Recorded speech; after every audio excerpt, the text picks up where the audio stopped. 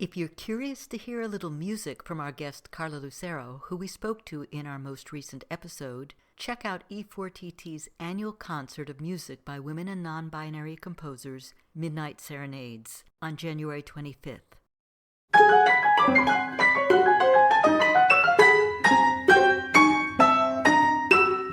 Welcome to For Good Measure, an interview series celebrating diverse composers and other creative artists, sponsored by a grant from the California Arts Council. I'm Nanette McGuinness, Artistic Executive Director of Ensemble for these times. In this week's episode, we continue our Capo Conversations, a mini-series where we'll be giving familiar segments a topical twist. Today we revisit Anthony R. Green's and Darian Donovan Thomas's perspectives on activism in music. Here's what Anthony R. Green had to say. With regards to social justice, I naturally have gravitated towards implementing that aspect of creativity into my practice. One of the first ever social justice pieces that I composed was way back in 2004, 2005, and it concerned death in the war in Iraq. I had come across this article on the internet that basically said the amount of reported deaths in the war in Iraq is much lower than the amount of actual death in this war.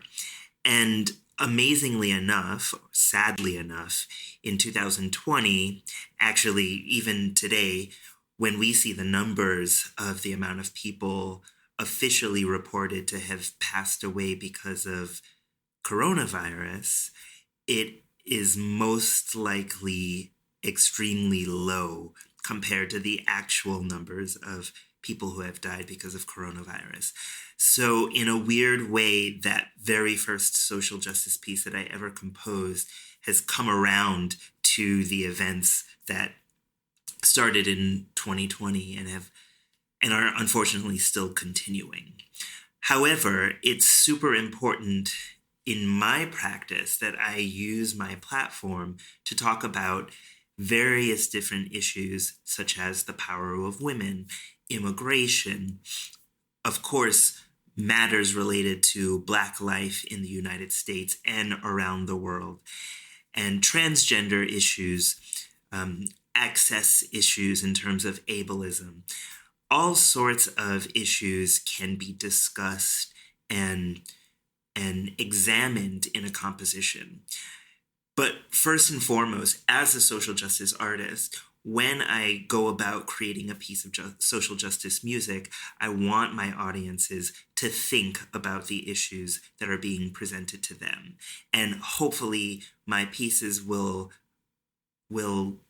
help people go home from that experience and do some more research, do some more reading, perhaps do some more talking with their friends and family, and then be an agent of change.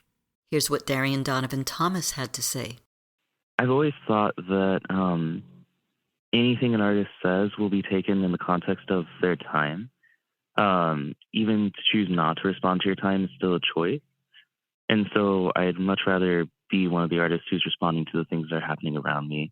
It also feels like an important way to remain authentic and not to feel untethered from the world around me. Even if I'm creating things that are ethereal or dreamy or abstract art, sound for sound's sake, it's still going to be grounded in the time that I'm in, right? The sirens of 2021 or 2020 in New York, and the police cars and all the chants of the people and all the talking that happens around different topics of police brutality or around the topics of COVID. This chattering, frenetic energy was very much the sound world of that year. And so it wouldn't make sense to ignore it and not put it in my art, you know?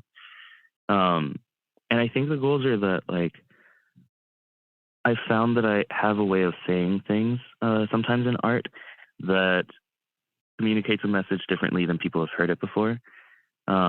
This happened with Kid Gunner Brother. This happened with Stephen Clark, where I just remember the piece being premiered and then people in the audience coming up to me afterwards and saying, I never actually thought about it that way.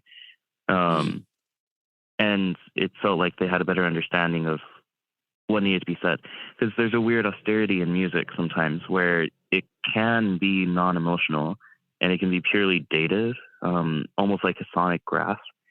And I think sometimes that's more effective than everything that media does at the moment, because that's a whole dramatic mess and theatrical quandary, honestly, to figure out like which media outlet should I be listening to, where should I be getting resources from, where should I be getting info from. And if I can make something really clear in art, then I would love to do that. And that feels like a good use for art as well. And then, of course, always balancing it out with making things that are, I don't know, just beautiful. Like around the same time that I made, what was it? It's a Disintegrating Foundation Under a Catastrophe of Air, this solo bass piece about COVID and about George Floyd protests all happening at the same time. I also made Florid Ephemera, which is this abstract sound for sound's sake string orchestra piece.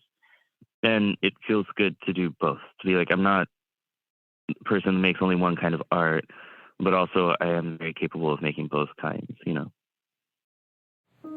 Thank you for listening to For Good Measures Da Capo Conversations, and a special thank you to our guests for joining us today. If you enjoyed this episode, please subscribe to our podcast by clicking on the subscribe button, and support us by sharing it with your friends, posting about it on social media, and leaving us a rating and a review. To learn more about E4TT, our concert season online and in the Bay Area, or to make a tax-deductible donation, please visit us at www.e4tt.org. This podcast is made possible in part by a grant from the California Arts Council and generous donors like you. For Good Measures, produced by Nanette McGuinness and Ensemble for These Times, and designed by Brennan Stokes, with special thanks to co-producer and audio engineer Stephanie M. Neumann. Remember to keep supporting equity in the arts and tune in next week for Good Measure.